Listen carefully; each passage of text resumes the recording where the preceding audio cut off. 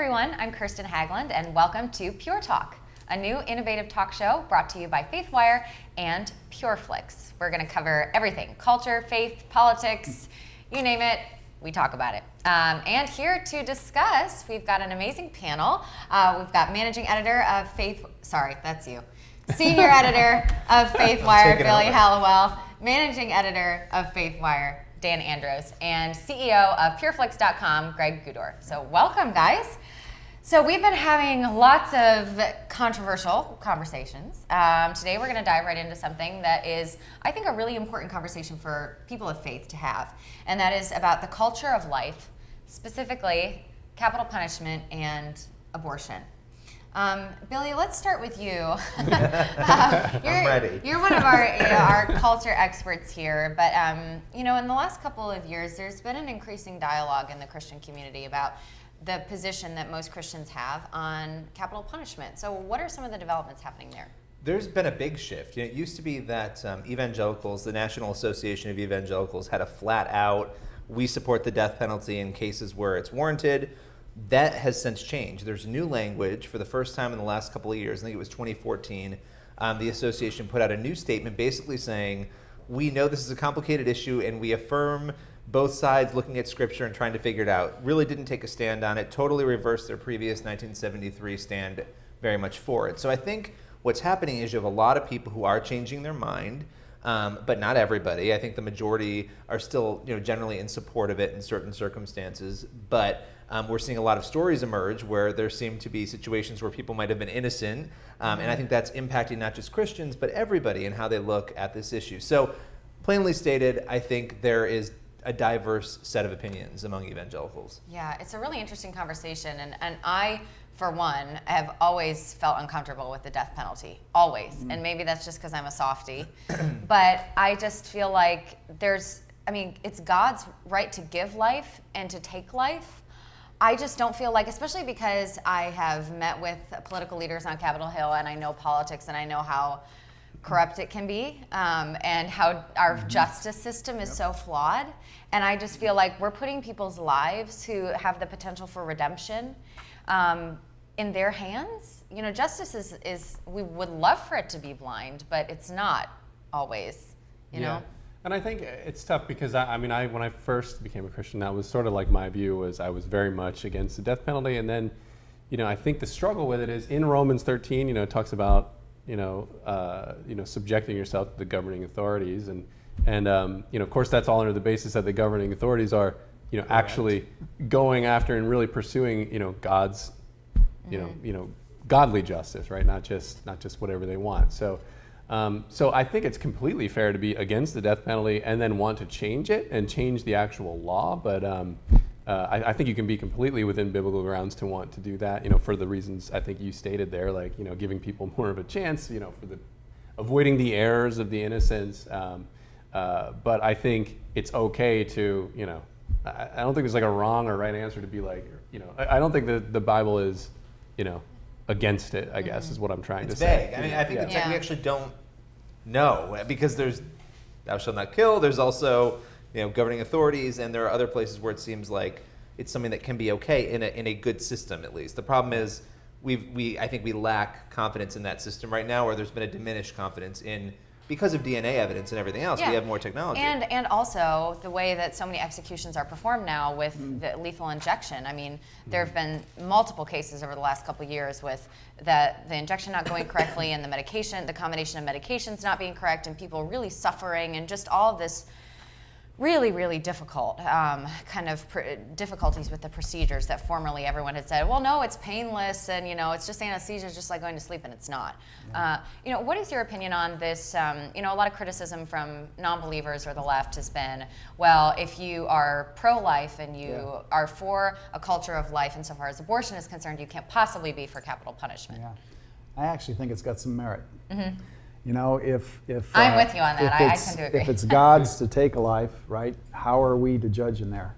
And I think part of it is keeping it in a perspective too. At the peak of death penalty executions recently, it was under 100, 98 in 1999. 1999, there were almost 900,000 abortions. It's tough to argue No, that life's okay to take. That life isn't. And the fact that they're small and cute versus an adult, it doesn't work for me. And it's a controversial point. And I was having this conversation recently with someone, and he said, well, the baby's innocent. Well, that argument doesn't really hold in the biblical context Christian world, either, nope. right? Yeah. No, Nobody's the adult innocent. knew what they were doing. Well, to me, it comes back down to, and I've changed my view over time, but it comes down to that sanctity of life, period. Yeah. I want justice. So the anger and the ego wants justice to be served, but taking the life, I think that's a different thing. Can I throw a wrench in? Yes, please. Would you guys change your view if we're talking about bin Laden or somebody who's committed, obviously murder is horrendous no matter what, but a much more difficult to swallow crime? Or like a child, how about like sexual abuse of a child and then murder of a child? You see, Or bin Laden. But Or I think bin Laden. that changes the argument, really. Because then that means that if you can show that a baby isn't yet fully a baby, there's something animalistic, which is what an approach like that starts to take. Well, he's not really human, he's done this and this and this, right? It's not a good basis for the argument. So I think at the core of the argument is life or not. Right. So does it change though for like someone No. like bin Laden? No. Because I would say, I'm going to be fully honest, I tend to feel more, my views have changed, I'm more where you guys are, but when it comes to bin Laden, I'm fine with it. And I'm not saying that's moral or right. Right. But in my mind, I say, there are certain people, and I don't know where that line is, where the crime is so awful that I say, all right. Look, You know, there is true evil in the world. There's no doubt Yeah. about that, right? And we have to stand against and protect ourselves and our families against true evil. If we can do it without taking a life, that's the thing. And I guess the question would be, what would Jesus do, right? That famous shortcut. I can't imagine him saying, yep, to death you go. Well, here's another question. That, I'll throw another wrench into this. So if it's not ours to decide which lives go or not, what do we do about war? You're like, here we go. No, that's the human condition is to fight these battles, and we don't seem to learn that lesson, right? Yeah. I mean, you can't do that. Again, there's a pragmatic, practical part of it that says when evil is attacking you or your family, there's a defense, right? But it can't be right. You might have to do it. Yeah. It can't be right. Because one of the ones that was just executed in Arkansas, we did some stories on two of the victims' family, which were powerful stories, by the way, because they forgave this man. But he initially committed, I think, 1 or 2 murders. This was back in like the 70s or 80s or something like that. And then he escaped while he was being, held at somewhere, and then went out and committed another murder. Yeah. So, it's that person, has got to be thinking, well, Yeah. not that they could have carried out the death penalty that fast, but you know what I mean. Yeah, and I feel like there are so many ways too. If the goal is punishment, there are so many more ways Yep. to punish someone, keeping them alive, than ending their life, But I don't think the goal should be punishment, because we're just talking about the Ministry of Prison Fellowship, for example, which is, growing even more. And they go into prisons and they help rehabilitate these people. People come to know the Lord. Their lives are changed. And we're talking about some people on death row who then do end up being executed. Like, that is the power of redemption. And if you truly have an accurate view, I feel like biblically, of the human heart, like, I know my heart. I know how dark it can be. Each and every one of us knows that about our heart. And yeah, we're not a bin Laden or a child rapist or something like that, but there's just, if you really look inside and like the depravity of the human spirit, like, we all deserve death, but God gave us mercy.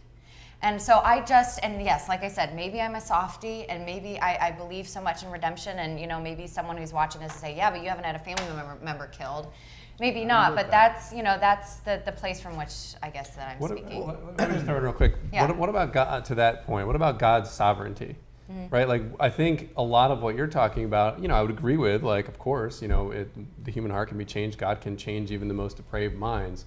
But are we taking God's sovereignty out of the picture here by saying someone who would be in prison, would be on death row for 15 years, that person couldn't be saved and still behind bars? Like, does that mean that they they still could be saved, I guess is my point, Yeah, and then And they could still be punished for their crime. So- Right, so right, for right. us It to doesn't. say- It doesn't mean that they shouldn't be punished Right. if they. Right, you right. know, But or you shouldn't don't get to receive say, I'm responsibility. But to saved, say like get we're out going to of kill them jail. somehow before they get saved, and we're going to take away their salvation because we decided to kill them, and we ruin their life before then. At some later point, if we would have ministered to them more years, Yeah. then they would have been saved. I guess that's what I'm Although saying. free Yeah. will could sometimes impede something, and not that you're taking over from God, but free will has consequences. Or should we get that guy? Well, no. What I want to say Oh, though, boy, yeah. because when I brought up Bin Laden in my stance of okay, I'm not Yeah. just being flippant about it. The reality is, killing Bin Laden stopped a lot of other people from dying, probably, and same with war. I mean, there are times I would imagine when there's snipers, for instance, their job is to take out Yes. presumably terrorists to prevent other people from dying, and if you can quantify that and prove it, that by taking this life you're going to save these other people, are there exceptions to what we're talking about here? Right. That's with Bin Laden. That's what I was thinking. Yeah, yeah, and I mean, I guess you could argue, well, to capture him and keep him, and not have to kill him, but obviously the people that were in that room had to make that decision. Obviously, a very complicated issue that we are not going to solve today. We're not going to solve it. But I think it's a really great conversation to have, and to be able to listen to each other's views openly, and I think always to keep grace and mercy at the forefront of our conversation.